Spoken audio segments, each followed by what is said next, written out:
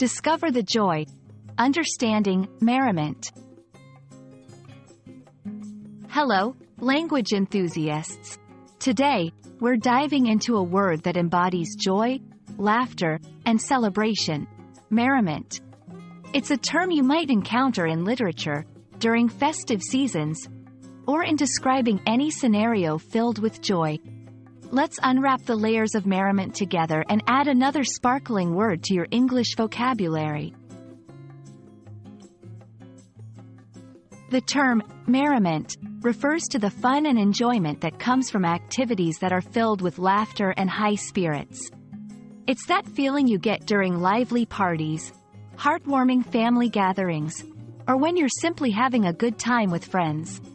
Merriment isn't just fun, it's fun accompanied by laughter and cheerfulness. The word merriment has a history that dates back centuries.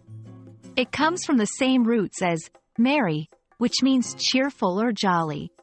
Originally, these terms had a strong association with festivities and celebrations, especially those that involve singing, dancing, and general revelry. Understanding its origins helps us appreciate why merriment often implies a communal sense of joy. Now, how do we use merriment in everyday conversation or writing? Here are a few examples. The merriment of the holiday season is contagious. It's hard not to smile. Laughter and merriment filled the air as the children played their games. They reminisced about the old days with fondness and merriment.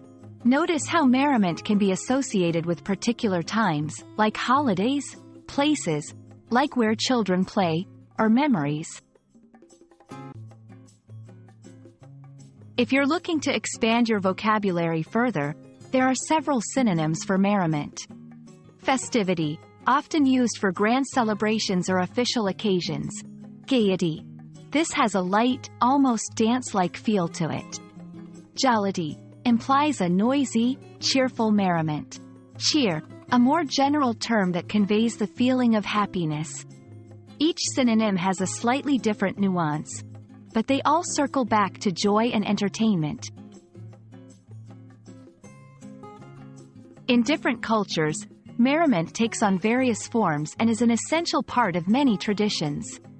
It's interesting to see how different societies interpret and express this universal feeling of joy and celebration. Whether it's through music, dance, food, or games, merriment is a testament to the human spirit's love for happiness and connection.